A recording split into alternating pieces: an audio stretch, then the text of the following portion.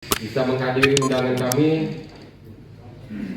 Mudah-mudahan amal baik. Syederalun Penerangan Kodam Iskandar Muda atau Pendam IM memperingati HUT ke-71 Penerangan TNI AD di Media Center Kodam IM Kamis 13 Januari 2022. Kegiatan peringatan hari jadi itu diperingati secara sederhana dengan tradisi pemotongan tumpeng, pembacaan doa, dan makan bersama tamu undangan beserta seluruh staf penerangan Kodam IM.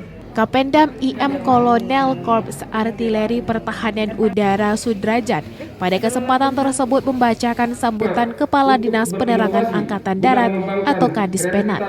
Kapendam mengucapkan terima kasih dan memberikan penghargaan yang setinggi-tingginya kepada seluruh insan media dan insan penerangan Angkatan Darat.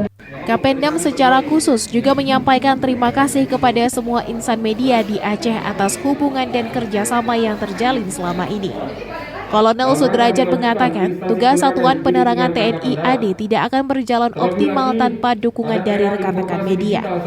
Sementara itu, pemimpin redaksi Serambi Indonesia Zainal Arifin dalam sambutannya mengatakan hubungan yang terjalin antara media dengan Pendam IM sangat baik.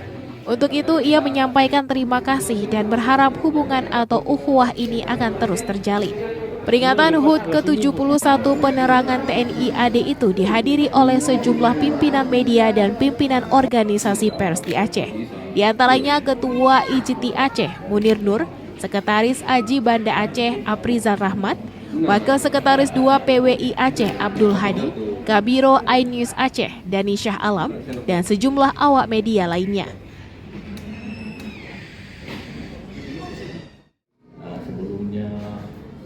Ada beberapa yang itu sudah kami memang sering main-main di Kodam. Jadi bagi kami Pendam ini sudah menjadi bagian dari keseharian kami ya waktu dari konflik dulu.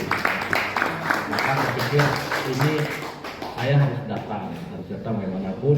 Saya bilang Bang Subur tolong, tapi saya harus dikawani karena udah lama nggak datang.